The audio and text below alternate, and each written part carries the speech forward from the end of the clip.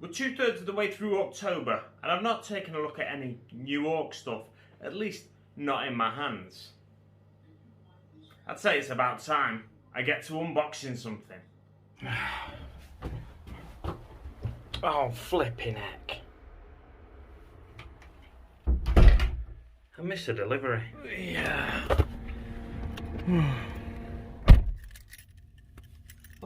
Get this mask off. Oh, I don't know. No, resist. 10 minutes later. Let's get it in here. So I have to wait till later. Hide it from sight. Out of sight, out of mind. Oh yeah. Here we go. Out of sight, out of mind. Out of town. Kromlech delivery. I can't wait to open it. Kromlech delivery. I'll open it in a bit. I'll open it when I get home and see what I have got. The box should be full of squiggly beasts, weird boys and grots. Kromlech, wow. Come on, let's get it. Oh yes.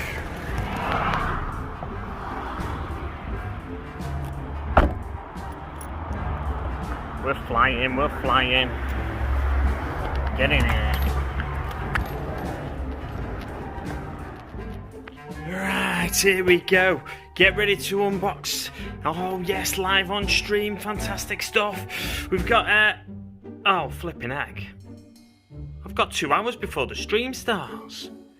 Oh, more waiting.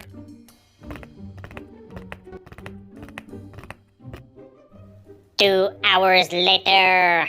Whoa. It's not 2 hours later. It's 6 days later now. If you caught the live stream the other night, you'll have not seen the end of that intro that I just played there at the start. There was a few lagging issues at the start of the live stream when I was doing my Kromlech October goodness unboxing. So I've decided to reshoot an unboxing with actual just filming footage in like a nice high crisp picture quality, so you can see just how good the detail on this Kromlech stuff is. Also, the issues that if you watched the live stream the other night, the issues you'll have seen I had. There was a slight bit of damage to the tail on the Gnawzilla miniature, and I was expecting to receive multiple weapon options for the cans, and finally there was a duplicated leg, so I got 2 back right legs instead of a back left leg on the Gnawzilla as well. So I emailed, after I finished the live stream the other night, I emailed Kromlech, and they got back to me as soon as the working day started the next day. And I didn't expect them to go as far as they did, because ultimately the weapon options, it was my issue. I misunderstood what the situation was on the website when you order the killer Gnaws. When you ordered them, you have to select weapon options, but I hadn't realised that. I expected to get a variety of weapon options, so they've gone above and beyond what I was expecting in sending out the replacements. I'd fully recommend, if you've ever considered ordering from Kromlech but you have no experience of doing it, I'd fully recommend ordering from Kromlech, because ultimately they have top quality products, as you'll see when I do a close-up of the details, and they have top quality customer service as well. So I'm going to spin round now, and then we can take a look together at the Gnawzilla. So there's something very obvious in front of you. What we can see here is 2 Gnawzilla bodies.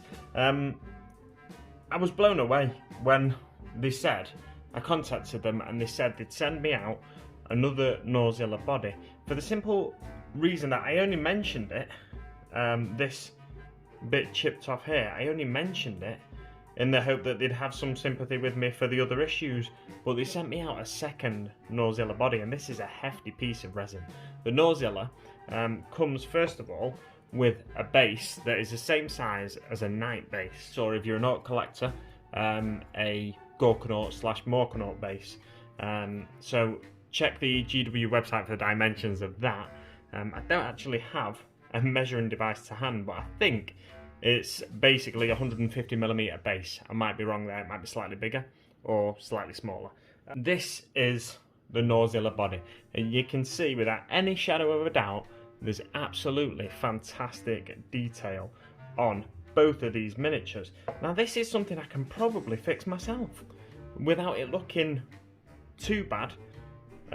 Just a little bit of resin or glue on there and it should fix up quite nicely. What that enables me to do is it gives me such a great opportunity in the future to convert one of these and try and give it some mechanical legs perhaps, or some wheels instead. So make it a true orky beast, and you know, a mech and a pain boy have come together, gotten hold of it and converted it into something majestic and terrifying. And if you know of any appropriate heads or potentially squigs that might be the right size to make a Squiggoth head, then let me know in the comments below, because I'd be very thankful, very interested in the future to try and just put a squig head on there or an appropriate model head on there and convert up a second Squiggoth. But that's a project for another day. What I'll do now is just put this to one side and concentrate on this one, the replacement that they've sent me. Okay, so this one, we'll bring it into the center of the frame, and you can see the detail on it is just as good as the other one. There's a couple of, it looks like they've had a bit of a mold slip here on top where the metal panels are, but the thing is that is mostly going to be hidden by the Howdor when that sits on top. You'll notice these two holes here, they're for 2mm by 5mm magnets, so you can magnetize your Howdor on top. Turning it round, looking at the underside, there's fantastic fleshy texture there underneath, and it really looks like the belly of a beast. That there's a mold line running down here, but it's not going to be too much work to file and scrape that and to get it to a far more subtle appearance. But also, don't forget, that's on the underside of the beast as well, and the base is going to be just beneath it, just centimeters beneath it, so you're barely even going to see that anyway. But of course I will get it down to a slightly better level. A few little things that need scraping off here where they've cut the gates away, that'll need sanding down a little bit. A few scrapes here, but look at the chains, the detail. I'm just going to stand up so I can see whether this is actually focused. Yeah, so you can see the detail on the chain here. It's absolutely fantastic, that detail there. And then all these armor plates are all sort of unique looking from each other. Not that they'll be unique looking on each individual model, but from each other they look like they've just been bashed out of various pieces of metal that have been lying around to differentiate the Squiggoth-like beast, the Gnawzilla, to differentiate it from the GW Squiggoth. They've got these sort of armor plates on here. Now these are like an armadillo's sort of hide, like leathery looking or chitinous looking perhaps armor plates, and it makes it distinctly different from GW's things. And then they've got these dags sort of nailed or riveted onto these armor plates here just to make it look extra orky and put a particular clan marking on it or a particular tribe's markings on it. And underneath you can see the various fleshy textures here. It goes from the armor plates here, the sort of armadillo-like armor plates that is, to a slightly armored skin, and then down to the soft underbelly of the beast. It's absolutely fantastic detail and second to none in my opinion. You can compare this to Forge World resin in terms of quality, and you know, in terms of cast quality and everything, it's absolutely second to none. Really can't say enough good things about this. It's fantastic in my opinion that they are producing quality kits like this, and then they're able to give you a great customer service. So you can see in front of you again more pieces of the Gnawzilla. We'll take a look at the legs first. You'll notice there are 5 legs there. As I said, they've sent me a replacement or a piece that was missing from a kit, this leg. Now this is the left rear leg, and I had 2 of the right rear leg initially. That was just a mistake in the packing process. Just looking at the detail on the leg, it's really fantastic. It's unbelievable how good this detail is, I'd say. Just the mottled sort of skin, the lumpy sort of skin we're familiar with from things like Jurassic Park, of course, where there's various dinosaurs in there that have got that sort of lizard-like skin, and squigs in many ways are sort of similar to lizards, similar looking at least to lizards in my opinion. The armor plates, armadillo-like armor plates, continue onto the front legs here, and you can see quite clearly there's some orky additions, glyphs and whatnot to make it look like it fits in with the rest of the orc range. Looking at this front leg, it's unbelievable, this one. The way the skin is stretched on the front paw there, or the front claw. The claws, 3 of them, just splayed out like that, really gives you a sense of, you know, the skin's going to be sort of stretched and distorted. And it's really fantastic, that. And then again, orc glyphs on the armor plate in there. Taking a look at both of these legs, let's just grab them both there. They both look absolutely fantastic. There's a few what you could mistake for bubble holes there, like resin bubble holes, but they're actually just bits of texture on the skin. They're in exactly the same spot, and it just gives you a little pitted area of the skin, maybe where there's at some point been an arrow or a bullet shot at the beast. You can see a little mould line down this leg. Turning that one, you can see there's no mould line there, so you are going to get a little bit of variation in the cast. Sometimes the mould slips a little bit. With any resin miniature company, you do get that, so that's nothing to write home about really. All you've got to do is just scrape that mould line off. If it's any more severe and you think you can't repair it, then it might be worth contacting them to see what they can do for you. But yeah, again, just the skin texture in general is absolutely fantastic and really characterful. Moving on to the head. This is something you need to look at to sort of believe. You can see how ridiculously textured that head is there. This is just the top part of the head, the upper cranium. It's got 2 tusks coming through the top there, and then 2 from the jaw. This one's got some kind of metal around it, like a metal ring around it, almost like a crown. And then these top teeth here are so textured, it's unreal. Looking into the mouth, there's all a fleshy sort of bit at the back of the mouth. That looks like the kind of bit of flesh that it'd stop you swallowing something that you didn't want to swallow. And then there's a big uvula, I think they're called, aren't they?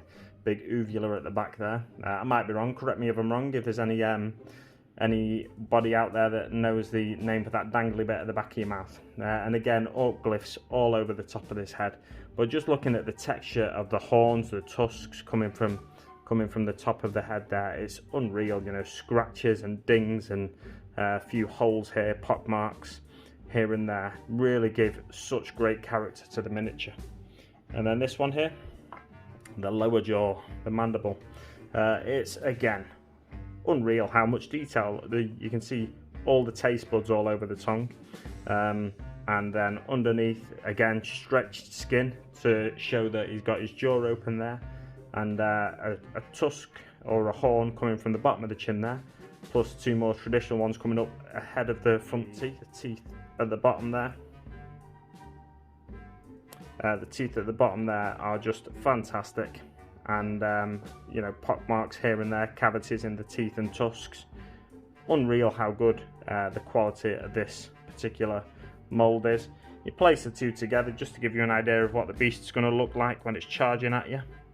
For all you Space Marine and Eldar players out there, Necron players that are going to be facing this across the battlefield, it's absolutely fantastic detail. Finally, I'm showing you the Howdor and the various weapon options and a few spiky bits that you can place on various parts of the model, just to show you these quickly. Let's see if we can get that too. There we go. Get a nice little focus on there. These are all sort of there's slashes and dings and stuff on these metal spikes that are just to be placed in various parts around the Howdor and on the model, just to make it look extra spiky, extra orky, extra tribal. Let's take a look at the Howdor and then the weapons. This is the front part of the Howdor. It looks very similar to the front end of a battle wagon, this with that dozer blade on the front. It looks very similar in my opinion, and almost looks like a face in and of itself, with 2 eyes here, but I think you're going to be placing things in there. And then this is a door on the side here with checks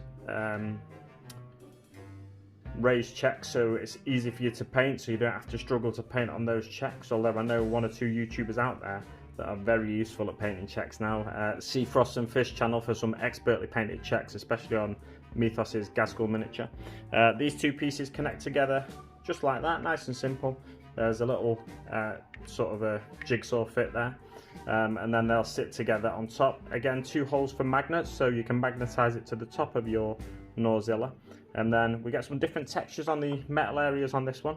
So this is like a corrugated texture almost, and then we've got a bit of diamond plate here. A few bullet shell casings scattered around the back. Little blast around this, which I guess is supposed to be like it's a window, but it's just got a little bit of resin that needs scraping out there. So it's like a blast window, a shooting window, a shooting slot. And then various studs and stuff all around the fantastic texture on this Howdor. Really is unbelievable, this. And then onto the weapons. We get 3 weapon options in total. We get a lobber style weapon, like an artillery style weapon. We get a zapper style weapon, like a more mech energy weapon. And then we get this cannon style weapon, almost like a big shooter kind of weapon. Really fantastic stuff. They all have these little nodules on the side that will slot nicely into the weapon mount. And the weapon mount will sit just at the front around here somewhere, but obviously the gate's slightly in the way there, so I can't give you a clear view, but somewhere slightly further forward there. And then the weapon will be sort of poking out at the top like that and give you a nice looking bit of a threat to the enemies there. So let's go back to a face view for you and I'll wrap up the video. I'd like to take this opportunity to bring your attention to another YouTuber. Jaw the Hypersapien is a man that regularly reviews orc kits, various orc kits, both from GW and from Forge World. And he's just recently had a Squiggoth review on his channel, and you can check that out for a highly detailed review of the Squiggoth miniature and his opinions on it. So make sure you check out Jaw the Hypersapien. If you're not already subscribed, make sure you drop him a like, tell him I sent you, and drop him a subscription while you're there. I just want to say a massive thank you again to Kromlech in wrapping this video up. I'm really impressed with the customer service and the rapidity of their... Rapidity? Is that a word? I think it's a word. The rapidity of their response to me and my request. Basically, I was expecting to receive the back left leg, but what they sent me out was above and beyond what I expected. They sent me out a replacement body, so I don't have to worry about the unseemly nature of the tail, how it might look if I didn't do a very good repair on it. So they sent me out a replacement body, they sent me out that leg I was missing, and they sent me out the killer Gnaw weapons as well, so I can get a bit of variety in my unit there. So a massive thank you to Kromlech from Big Mek Danskull. Yes, there we go. If you'd like to help support the channel, you can do so by following the link in the description below to patreon.com/Big Mek Danskull, or just click the link, you don't have to type that into your browser. You can also check out my various other social medias. Instagram and Facebook are the 2 that I'm most active on. Anything else? I don't know.